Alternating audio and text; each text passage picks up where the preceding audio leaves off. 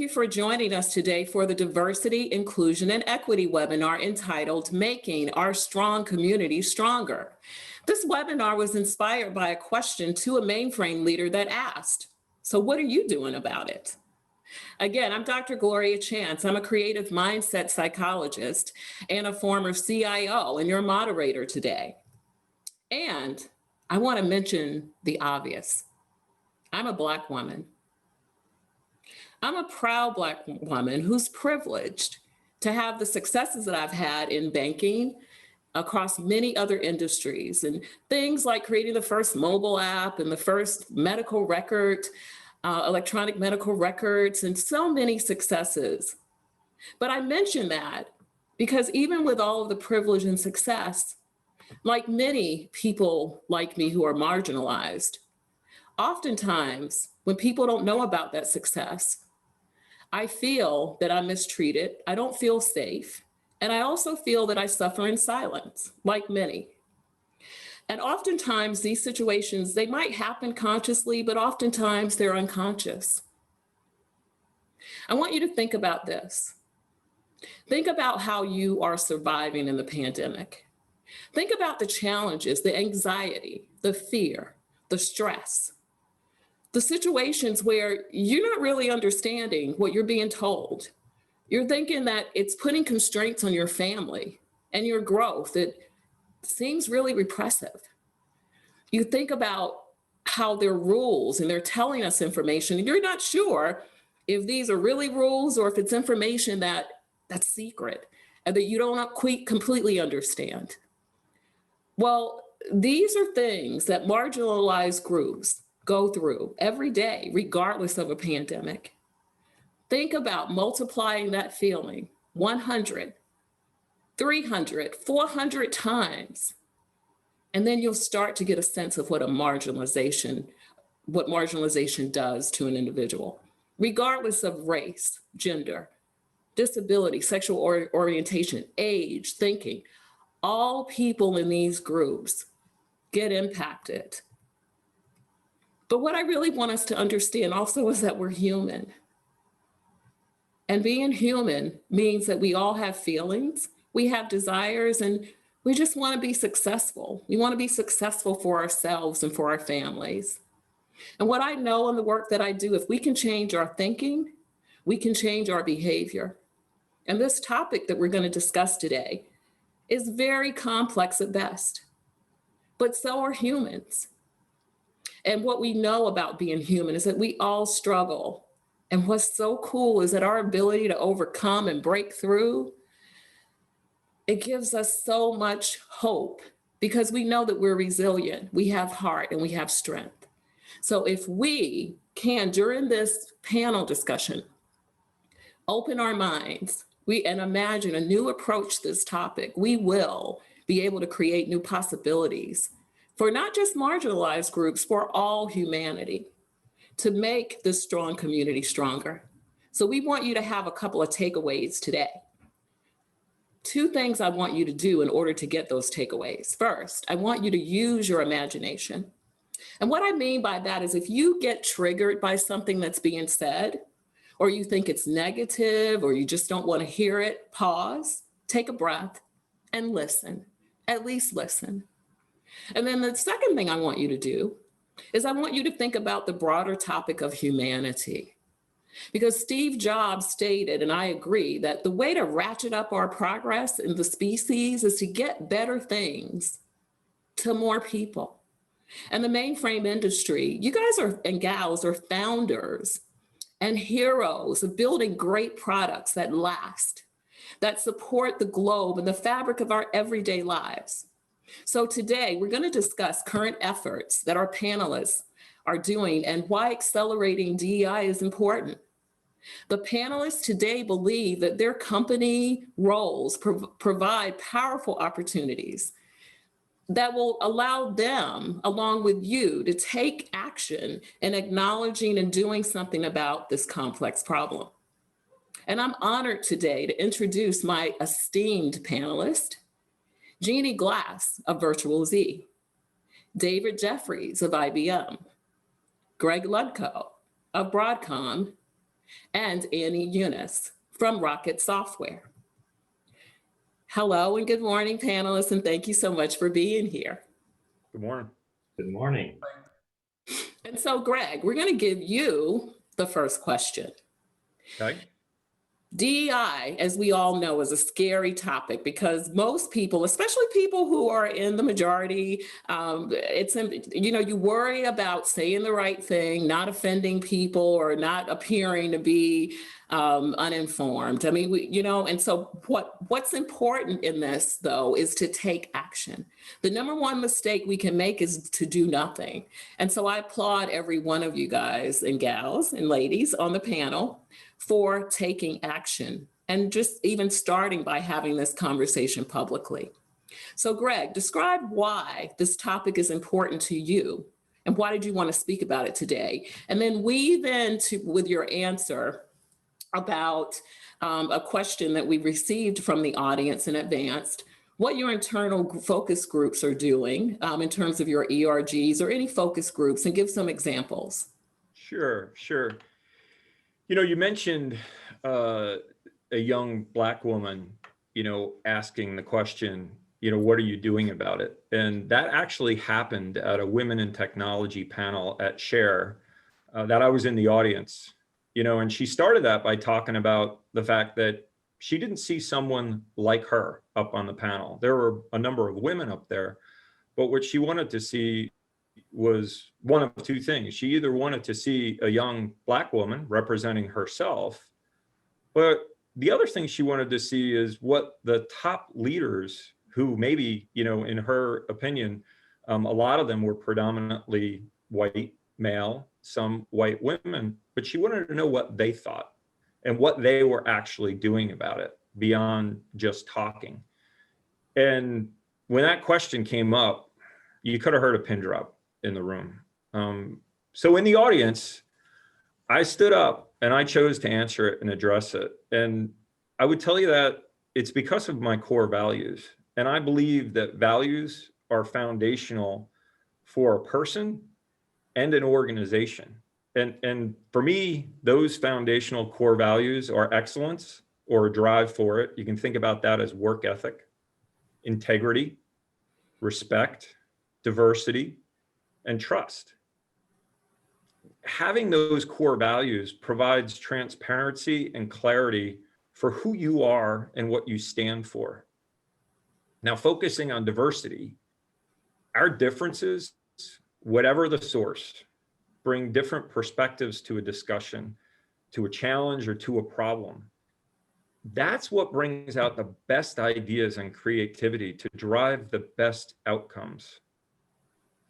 I addressed that young woman's question because for me, it's not a choice. I'm compelled. It's part of my responsibility as a leader.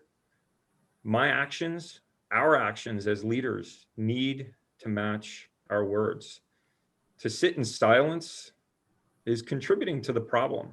We have to talk about this. We have to get involved to make a difference.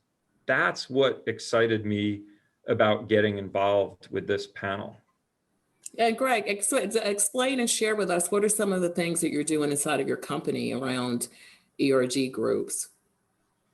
Yeah, so we actually, one of the things I wanted to talk to you about is kind of what we experienced as we drove our Vitality residency program, right? And I'll talk about a little bit about this later, but it opened up the funnel to get more diverse folks into the organization. Pretty remarkable, but a really cool initiative that came out from our folks across multiple diverse groups. If you think about the Black Lives Matter initiative, a member of our team came to us and said, hey, in reflection, looking at our documentation, looking at our public materials, our internal materials, words matter. And we had terms, if you think about, we have said things in this industry for years beyond client server, the different processes that are out there. And we took the initiatives to go through and strike those terms from all of our documentation and all of our operational guides. And it wasn't enough to just say, hey, don't use this term. We came up with a template and a guide for what terms could and should be used. We also have another initiative that's division-wide where we reward and award individuals for living up to our culture. And we took that team in an organization worldwide group and gave them all a bonus, a monetary and a visible recognition for the action they drove. Beyond that, we absolutely have multiple programs that monitor for unconscious bias, and then we address that in real time. Greg, thank you. That's really important. And you brought to mind even the conversation about algorithms and programming, coding and rules, which we don't have as a question, et cetera, but definitely something that's very important in line with what you discussed. Let's move on. Dave, can you also explain why this topic is important to you, but also from a question that we received from the audience, share how IBM is working with local communities? Okay, super. So Dr. Chance, I've got to say, I'm still reeling from your powerful opening. That was incredible. Thank you very much. So across IBM, we've long been recognized that diversity and inclusion, they're core to our culture, they're core to our values. We're a global company. We do business across many different countries with many different cultures. Our teams inside clearly look for us to lead, not just in terms of technology, strategy, but our core values, what makes us ourselves, and to show our authentic selves. Okay, we judge by our deeds, by our actions, what we physically do, what we say, etc., and kind of how we follow through. I'll share a personal experience of really why I'm here. All right, so when the George Floyd situation happened back in the May timeframe, it seemed to be perceived and initially as a race issue in the US. And as you might have guessed by the accent here, I'm not a native of this country. And I initially felt very much as an outsider that it wasn't my space to comment. Okay, and I kind of said that to my team. But a quick look in the mirror kind of changed all that. This is absolutely down to me. It's down to us all, every single one of us. Tackling diversity, equality, inclusion requires action. There's no neutrality you can have in this. And the bottom line, I think, is if you're not part of the solution, you're kind of probably part of the problem. So let me just kind of give you some ideas of things that we're doing, certainly across IBM and with our communities, etc. There's a vast array of things that we're doing and far too many to kind of list in this brief time that we've got together. We're focusing a ton of efforts, partnering for change, and I posted some links actually out into LinkedIn, so people who are following us, etc., as we go through the webinar here, there's some links out there of some additional things that we're doing. We're partnering with HBCUs, the National Society of Black Engineers, BEYA, PTEX, others. We're ramping up our IBM Service Corps Reignite program, working with nonprofits to provide skills, development, mentoring, and mentoring I think is a key area where we can get much better and much smarter, training, etc. We're building on the success of things like our PTEC programs by partnering with select Black, middle, and high schools to establish those strong STEM enrichment programs.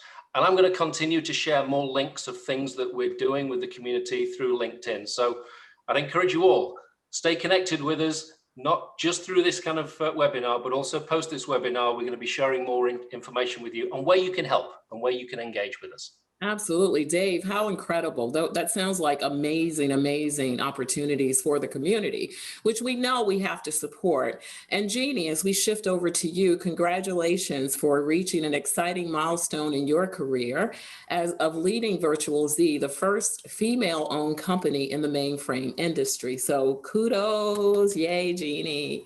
So I want you to describe for us, again, the same question about why you're here, but also describe in this space what it's like to be a female founder and what you're doing in the space. Sure. Thank you, Dr. Chance. Well, diversity was foundational for me in creating Virtual Z. I was intentional about starting a women-owned business. And as you mentioned, we've since learned that Virtual Z is the first and only women-owned mainframe software company in history. And when I first learned that, I remember thinking, but it's 2020 and the mainframe was introduced in the 1960s. How can that be? It really seemed unbelievable to me at the time. And my original intention, also as a registered member of the Minnesota Chippewa tribe, was to certify as a Native American owned business. Members of my family do a lot of work across the country and with the US government and so forth to support the Native American community. And I wanted to contribute to our family heritage in that way as well. But unfortunately, the percentage of ownership requirements were prohibitive for me, while also having to staff the company. So whereas I can self-identify as a Native American business owner, Virtual Z, the company cannot certify as Native American owned as we stand today. There's just simply not enough diversity in our industry today. Our Chief Marketing Officer, Lisa Wood, and I have been doing a lot of work to support and promote diversity in the mainframe. IBM Systems Magazine featured us and our mission of diversity in a publication last year. We were really proud of that, but we want to drive more diversity. We've really felt the impact of it in trying to grow our business, and we'd like to see more men and women of color, more women at large, younger entrants. We need more diversity to thrive. Also, Virtual Z is an early stage startup and a small company, but this is so important to us that in addition to making ourselves available for interviews and podcasts and other venues that create awareness on the topic of diversity in the mainframe, we also provide financial and staffing support for panels like this. We're founding members of Share Association's Women in IT initiative, where Lisa in particular is very actively engaged. In fact, today's panel came about because as Lisa and I were preparing for a Women in IT panel for Share and recruiting panelists from Broadcom, Rocket, IBM, and others, we learned about the diversity programs that Greg and Andy and Dave are talking about today, and that they've created and are investing with great results in their companies. And this work seems to be a bit of a best kept secret. And Lisa and I were so inspired by what we learned that we wanted to highlight their commitment and impact on diversity in the mainframe and beyond. And we also realized that each individual program that you're hearing about today has an impact and a voice, but we thought our combined voices would resonate even louder and farther and have more impact. And we've already seen the impact of all of us coming together and the power of our collective voices resonating through this panel, through the reactions, the questions we received in advance, the participation of all of you who are listening in and participating in the discussion. That's already starting to happen through this louder collective voice, and it's really encouraging. In fact, Greg, Andy, Dave, and all of us were passionate about this. We're serious about this.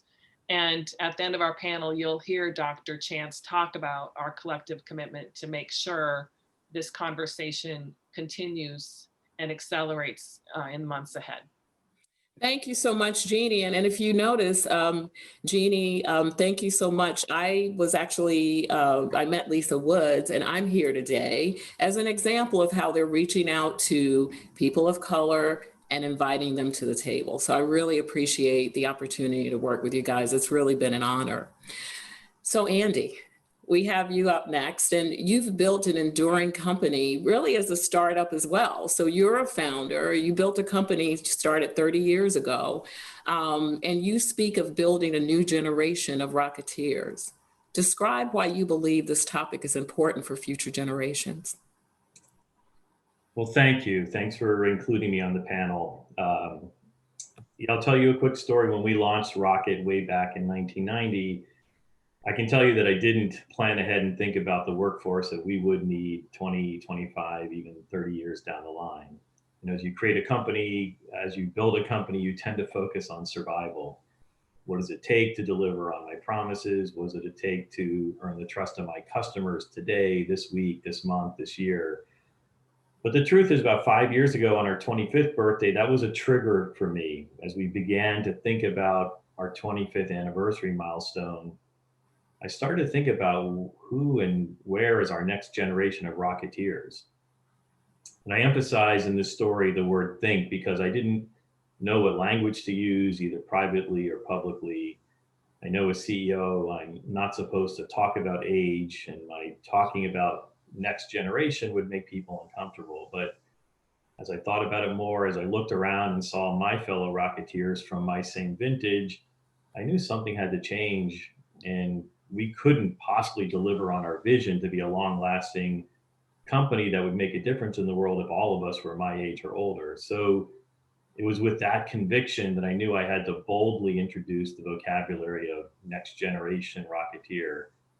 And I tell that story because it was with that same conviction that I have recently boldly introduced inclusion and diversity and equity and opportunity and access into the private and public vocabulary of Rocket.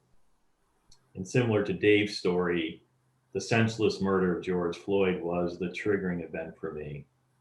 As I lay awake in bed that night back in May, and I'm not able to sleep, and I'm just thinking about those horrible 8 minutes and 46 seconds, I just kept asking myself, how could a murder like that happen in this country in 2020?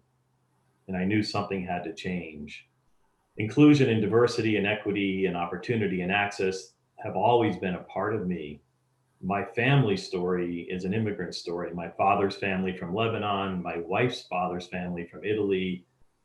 My family story is about educated and strong women. My wife, my 2 daughters, my 3 sisters, my mother, my mother-in-law. My family story involves helping the underserved, those in need of shelter, those in need of food, those who can't afford an education, those who just need a helping hand. My family story involves human rights and civil rights. And so as I lay awake in bed that night in May, I felt sad and I felt angry and I felt embarrassed. You see, my Rocket story for 30 years has been about global diversity.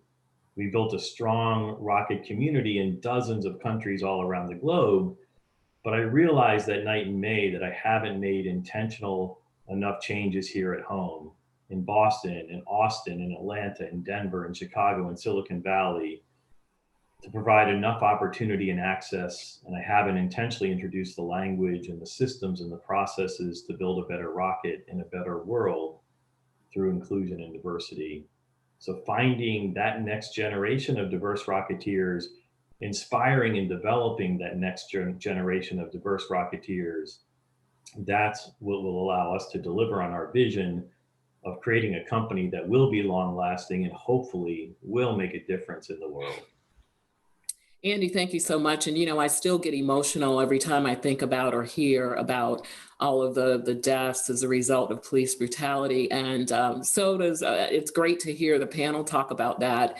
And I do, just for the audience and everyone, in a lot of cases, every time a marginalized person hears of violence or some type of situation, as a psychologist, what I know is that re-traumatizes them over and over again. And so as you are trying to make a difference in your world and in your company, be sure to be sensitive about that. I know a lot of people want to ask minorities to step up and help, and we're happy to do that. But we can't do it alone because it causes too much traumatization that actually then impacts our bodies and creates illness. So I just want to mention that as you guys so graciously discuss your feelings about George Floyd.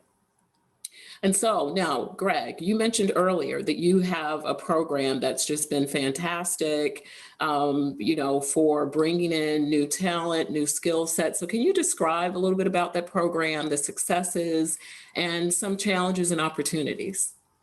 Yeah, I mean, if you think about the mainframe space, right? I think the big challenge has been that everybody says there's a mainframe skills problem, that it's difficult to find or attract talent to the platform and get them trained up.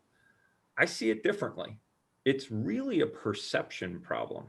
So we set up our Vitality Residency program to directly address that, and it's been a huge success. We knew that others had tried, but hadn't had much progress. So we needed to take a different approach. Remember where the original programming skills came from? All walks of life. Folks were retraining typewriter manufacturing folks, or people that, graduated with economics or political science or Chinese languages degrees were being trained.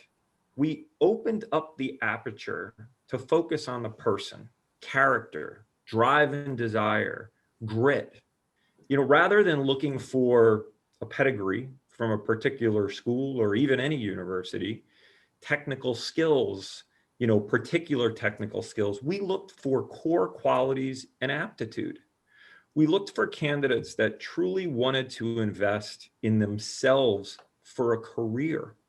And it was amazing what happened with the amount of diversity and untapped talent that we attracted. 34% of our Vitality residents are women. 59% are people of color. African American is the majority there, but there's also Hispanic and Asian.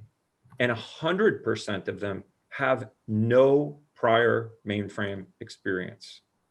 But proof points, folks are like, well, yeah, but is it working?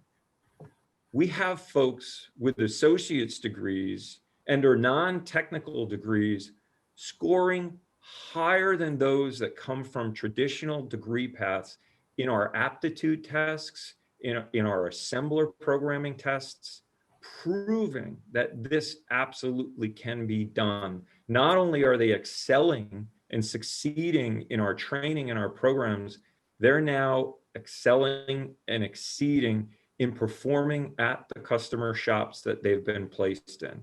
And another proof point, look to IBM. They also now just recently launched their apprentice program. So others in the industry, in the ecosystem are seeing the success, and we're all modeling the behavior. When we see one or the rest of us do something that works, we all rise to the occasion. That's really good. What's been your greatest learning, Greg, on this program, you think? The learning was that it was fundamental. This wasn't started as a diversity program. It was started to address a skills gap or a challenge of getting more people into the funnel. And we've seen, not only is there no lack of people out there that have interest in working on the mainframe platform, across all of our hiring, by the way, as a company, we've hired into our company now over the last 2 years since the Broadcom acquisition, close to 400 people. Just in the first 10 months alone, we had more than 4,000 unique individual applicants. So there is no shortage of people that want to work on this platform. But when we opened up that aperture and said, we're looking for the person, we're looking for the drive, we're not going to limit our search by a particular degree or even having a degree, diversity flooded in. And that makes us so much more powerful, so much more powerful. Diverse teams accomplish so much more. That's really great. That's certainly a model that we would want to expand given its success. So thank you for that, Greg. Dave, research states that when you experience diversity every day in an everyday normal perspective, that it exposes you to different traditions, cultures, and that, we all get to learn from that, right? And we all get better. We also then get rid of the misconceptions, the myths, the fears about other people. So can you, Dave, describe programs or approaches that IBM has, or you have used to provide others exposure to IBM, and what's been your learning? Okay, so thank you. So let me first say that diversity and inclusion run through everything that we do in IBM. It's very much part of our DNA. It helps us build better products. And I've said before, we're in multiple countries and cultures, etc. We need to kind of embrace that talent. People join us from all walks of life, all backgrounds, and they want to be challenged, and they want to know that they have an exciting career ahead of them. But I think, just creating an environment where just equality is assured is only part of the challenge. All right. When I think of the Generation Z people in my team and across our organization, they want a great career, they want great rewards, etc. They absolutely want to work in an environment where they can make a difference. And in the past, I know we've spoken about things being cool, and I'm going to refine that. People want to feel relevant. People want to feel that they're working on stuff that's relevant. So I want to put ourselves in the shoes of a developer for a second, okay, looking for a new challenge. They've got 5 years experience. They believe they've got a lot to offer a future employer. They see some great opportunities in the Z community, sound like a great fit, but then kind of look closer at their skills and maybe they're not as relevant, and they'd need to retrain.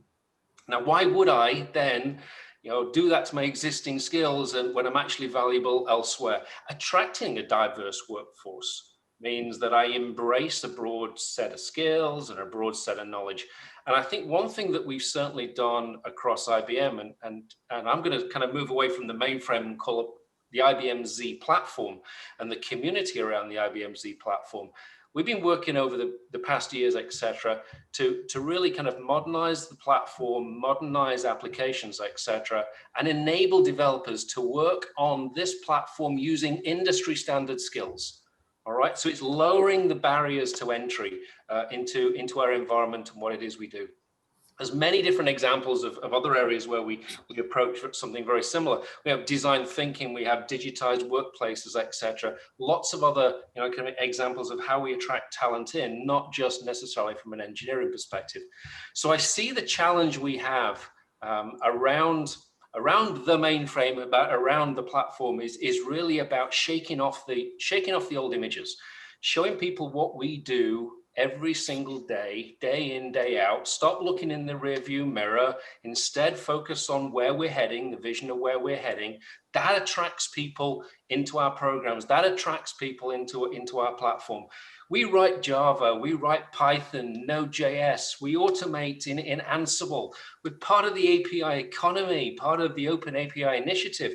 We use advanced AI, we're essential to the hybrid cloud. All these buzzwords, right? It's not buzzword bingo. This is absolutely everything that we do. We're cyber secure, quantum safe. We make the world's economy run. All right, so as you might be able to tell, we're kind of passionate about what it is we do. And let me give you some kind of final bits of insight. The first commercial blockchain service anywhere in the world, it was done on our platform. It was done on the IBM Z platform in the IBM public cloud. And we've got other accelerator programs now. One called the Hyperprotect Accelerator Program. We've got 45 fintechs, insurtechs, and health tech startups, all using our platform to get and build new businesses. Remember, we had the Master the Mainframe? We still have Master the Mainframe. It's still out there, 25,000 people signing up to that program. And I'll go back to one comment that Greg mentioned in his first part of the conversation. Changing some of the names. Master the Mainframe needs a change. All right, and I'll leave it at that. Dave, thank you so much for that.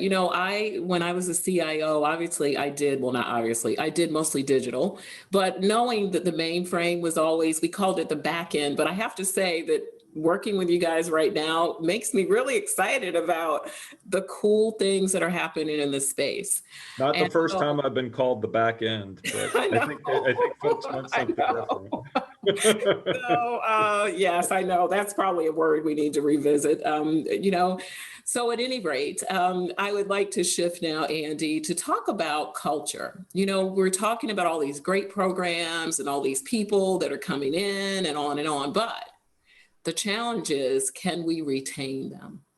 The opportunity is that, again, as I opened about feeling marginalized, there are things that people do, say, policies that you guys have identified, rules that are in place that, are just have been created over time. So it can make someone who feels excited about coming into your organization not stay because of some of the opportunities and challenges. So how over the years, have you, Andy, created a culture of inclusivity? And what do you think are important attributes of this type of environment?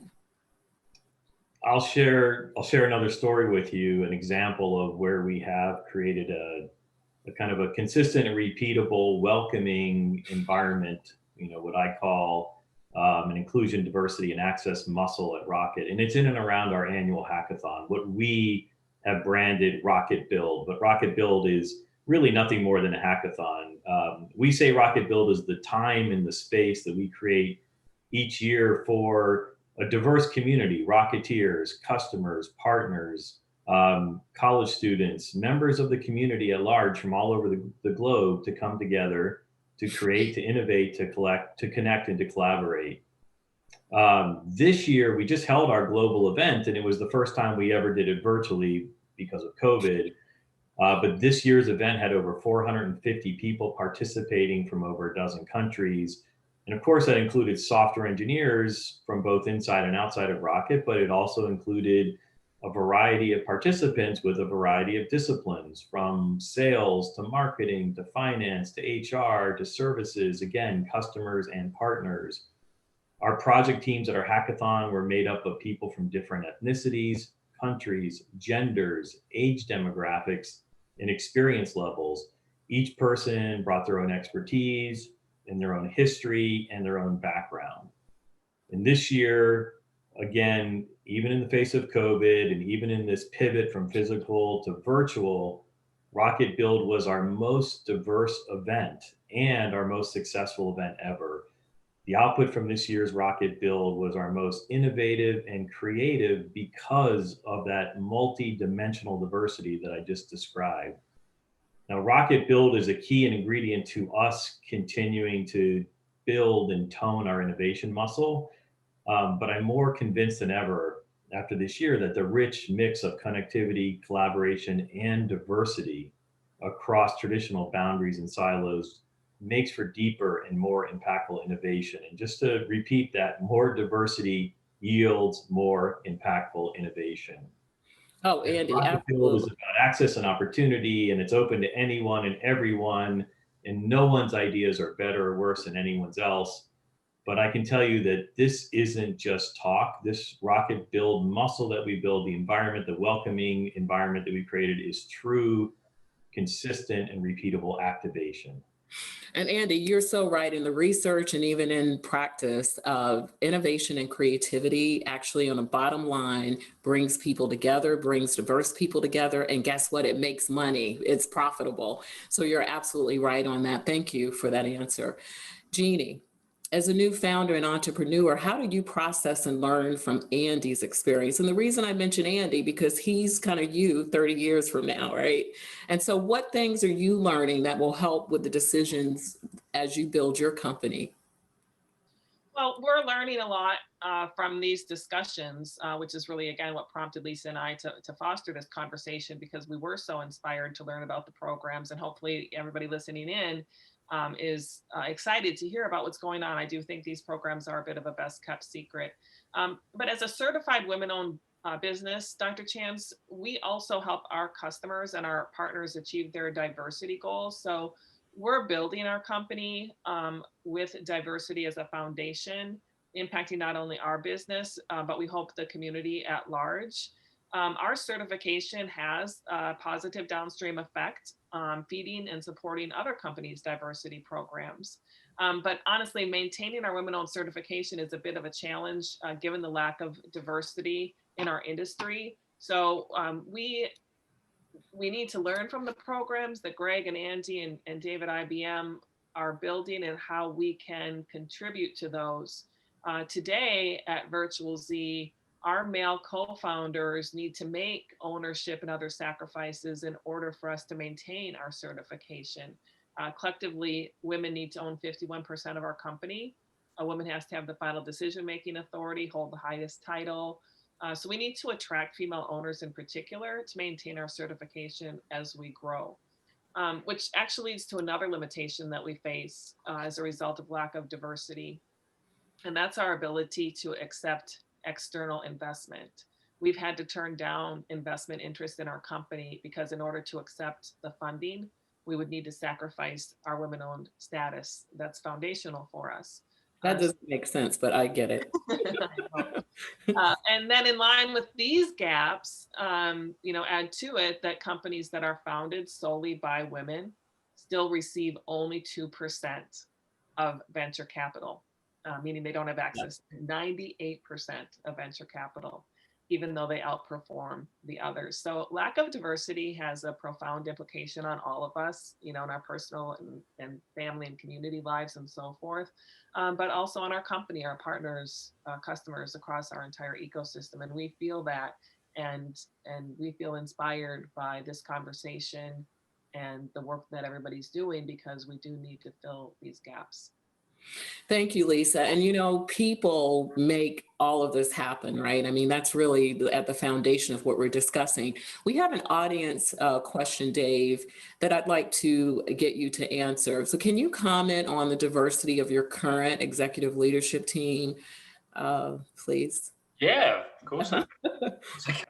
I'm very proud of the diversity we've got on not only my executive team, but my peers as well. We've an incredibly talented set of individuals from all backgrounds, walks of life, etc., that make up a really, truly incredible team. There is one strange, odd scenario that I'll explain as to somehow optics don't explain the entire story. So very recently, we had some movement around in our executive team, and I had 3 diverse managers and execs who moved to new roles from my team. I had one who came in. The first optic that was shared with me was, Dave, how could you let that happen? All right, what's going on? You're changing the entire makeup of the team. My response was, they've all moved to growth roles. All right, and I've brought somebody else in to help grow them.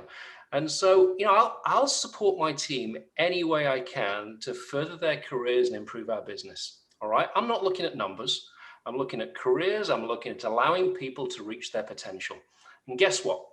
So 3 people moved out of my team. 3 diverse, talented individuals moved out of my team. They went onward and upward.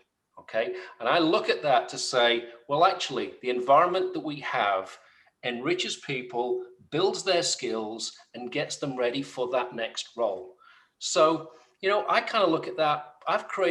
We've created 3 new mentors across our entire organization. They will be role models for progression within the company. I think that's a behavior that we want. All right, forget the optics. I think that's a behavior that we want, and I think that's a good thing. Exactly, Dave. And kudos to the growth, because moving up is important, and getting people not being focused on the optics, but getting focused on the action. I think that is very, very important. So thank you for that. Research, Greg, I'm going to throw this question to you. Research completed by the Center for Talent Innovation states that some white men believe that building diverse and inclusive teams take away from the real work, and it's not a fundamental part of their jobs, mostly because organizations focus on hitting sales targets, bringing in new clients. So this isn't even a blame game. This is reality, right? That we have been focused, all of us in corporations, on the bottom line. So what are you personally or in Broadcom doing about this? I mean, do you believe that this needs to change, or behavior needs to shift? Yeah, so part of what Dave said, for sure, I agree. I mean, it lines up with kind of one of my humble opinions, right? That measurements aren't the be all end all. It's about actions and making that behavior and the expectations part of the cultural norm. We had a unique opportunity being acquired by Broadcom with that acquisition to clearly refine and define what we stand for. So we pulled together as a team our values, and we call it, the Mainframe creed for our team. And, of about the 8 or 10 statements in there, one of the foundational ones, a couple of them are, we are open to opinion, discussion, and debate. We value diversity in any form, experience, or perspective. That's inherent to who we are. And it's important that we publicly go on record as a leadership team that this is what we expect people to stand for. Now, I talked a bit earlier about that Words Matter initiative. Quarterly, we recognize folks that live up to that culture. And that was one of the things that we absolutely rewarded. But you have to, on an ongoing basis, monitor for unconscious bias, right? And I talked about addressing that in real time. We as leaders, we as team members need to stand up when something happens and demonstrate leadership. We have a moral obligation as leaders to step in. both publicly and privately. That's an important aspect of what we need to be doing about this. And diverse teams are more than just about minority inclusion. It's about diversity in thinking and competency where everyone is engaged. Think about this even in our industry, thinking about agile teams. Each person brings a different lens. So the more we can do pushing against, HR norms, cultivating talent and seeking to hire differently based on character, creating awareness and offering education for decision makers across the leadership team, everyone should be thinking differently where and how they look for skills.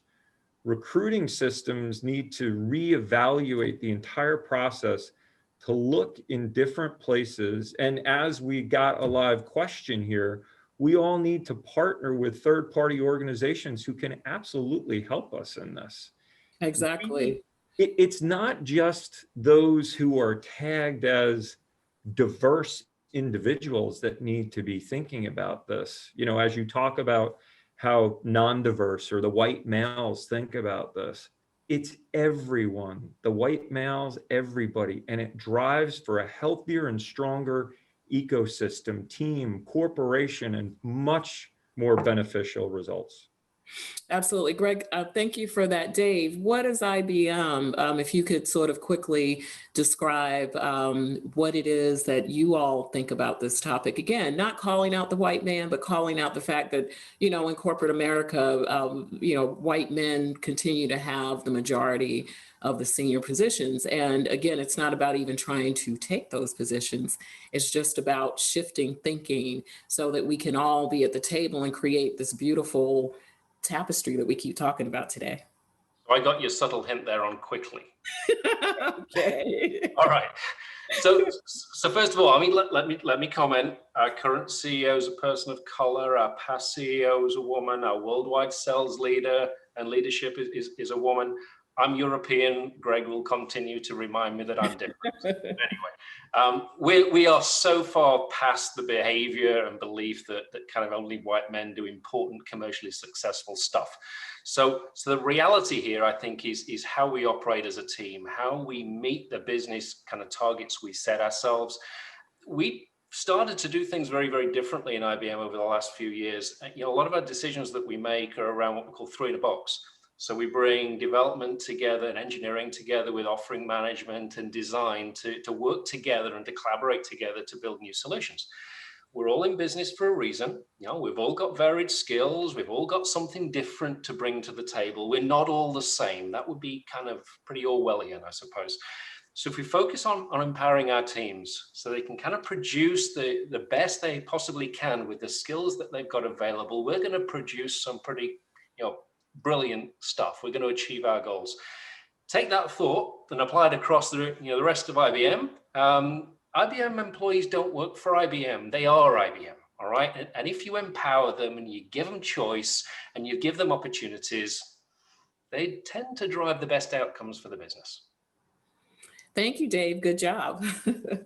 So obviously, this is a huge topic.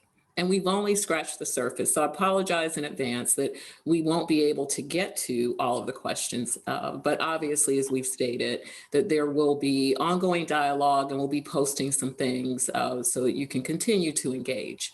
But given that we're reaching the end of this time together, I want to get from the audience, or not from the audience, I'm sorry, from the panelists, I want to know what you believe is the single most important thing that you must do to make this strong industry stronger. With everything that you've explored in preparing for this panel, with your experience in this space, et cetera, what would you say to people is the number one thing that you believe needs to be done?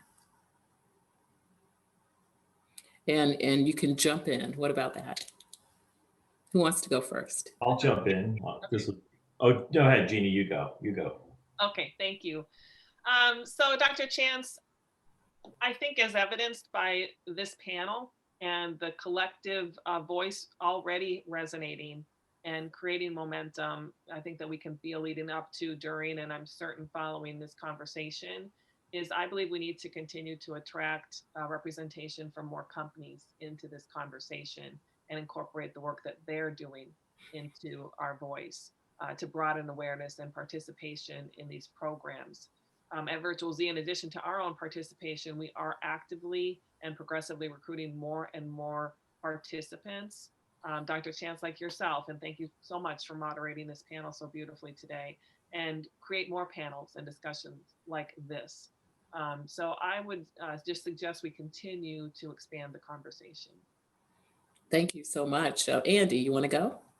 Sure. So I'll give kind of a two-part answer. So I think the change, it starts at the grassroots, empowering your passionate employees who want to change and know what change is needed, giving them the space to self-assemble and letting them tell you what needs to change, letting them identify the initiatives. But it also requires commitment and support from the power, from the very top, from your board, from your CEO, your executive leadership team. You know, it requires their honesty and commitment to change and funding from that small group of people who can make that change. So that combination of top-down commitment to fund and support the necessary changes and the bottom-up in the field knowledge of what needs to change, I think that's what's going to make a difference in this industry. Agreed. Very well said. Greg? You know, for a software business, more than 90% of our expense is people. So for anybody to think that you could ignore the diversity of your people and not have it impact your success is absolutely ludicrous. So we have to start with that fundamental, understanding that our businesses are about people. All the people in the ecosystem, our customers, our partners, our suppliers, our own teams. You know, we started by talking about the question that young lady asked at a share event, and answering that was a start, as is this panel. But it's those ongoing discussions and actions that these conversations provoke that are most important. It's important that we understand the world and our environment from other people's perspectives and embrace that knowledge. Don't just be open to the discussion, but more importantly, start the conversation, hear the other side of the conversation, and empower others to do the same. So listen, thank you. That is so important. Yes, I hear you. Dave? So being on this panel has been a personal journey for me. All right, I've learned so much from the rest of you, from you know, the conversations that we've had prior to this event. And I know we can all sit here and we can talk about what our organizations are doing, etc. And the real proof is about actions we take, and it really is the best way to showcase the impact of those actions by letting others come and share their stories. We've got some terrific personal journeys, both management, technical, with our execs, our non-execs, etc., whether they're engineers, designers, offering managers, marketeers. I want people in our teams to go and talk to recruitment fairs. I want them to deliver commencement speeches at colleges. I want them to evangelize why IBM is a terrific place, why the IBM Z platform is a terrific place for them to leverage their skills. We've got new hires who've joined us based on the recommendation from their friends. All right. The best way to show how strong we are is to let our talented people talk about their experience, their pride, from my perspective, in terms of being an IBMer, being a Broadcom individual, being a Rocketeer, etc., or being with Virtual Z. Diversity covers a wide spectrum for us, and we need to recognize that. So, I think following on from this panel, let's showcase our stars. Let's have them talk from their experience. What drives them ultimately? They become mentors, they become role models as well. And we all need those. We all need people in our lives, etc., in our careers who show us the way forward. And I think that's what we could do, certainly. Thank you all so much. And in closing, on behalf of the panelists and their respective companies, we want to ask you, so what are you doing about this? So please, No matter who you are, what role you have, what level, think about what you can do to contribute to the success of your organization and to this topic. So we all acknowledge, because we're here today, that this is an important topic, and it is hard, especially given the times that we're in today. But to me, I want you to think about this in a couple of ways. Diversity is the art of thinking independently together. Inclusion is having a seat and a voice at the table. And equity is about being able to have an equal, just part of whatever is being served at the table. And so we're excited to share that we have upcoming events that will further this conversation and helping to make the strong community stronger. Rocket, Broadcom, Virtual Z are engaging with Dr. Cameron, who I believe who's on the call. IBM Z, he's an IBM Z champion, and myself. And we're going to be working with an HBCU organization that will help us get access to all of the colleges so that we can build a mainframe program, sort of courses to get people into the industry. We'll also be looking at another webinar, which will look at speaking to diverse members of the community, featuring ideas, observations, realities towards D&I, and how, again, they are making this a stronger community. We also want to ask you, the audience, for suggestions about what you'd like to see. So you are free to come and also encouraged to contact any of us directly on LinkedIn with ideas, observations, and input. And you can find details about us in the registration link that you have if you want to find us. So please reach out and give us more ideas and let us know how you want to be involved. And finally, we're going to look for information about industry-wide D&I working groups, and we're going to post those so that you'll have a central place to go to know what's going on. So again, as we post these things, let us know that you're interested. And a couple of things as we end on allyship. One of the things that was consistent theme was to listen. The other was to think about injustice, and that a lot of times it's not personal, it's a system. So be aware that many times marginalized groups aren't attacking you. They're pretty much crying out. So defensiveness and feeling guilty, there's no need for that. Let's just all bring our humanity to solve these problems. And trying to seek to understand is important. And exploring and trying to learn more about yourself and others will get us there. And so again, on behalf of everyone on this panel, Dave Jeffries, Greg Lucko, Jeannie Glass, and Andy Eunice, I'm Dr. Gloria Chance. Thank you so much for joining, and we look forward to working with you in the future.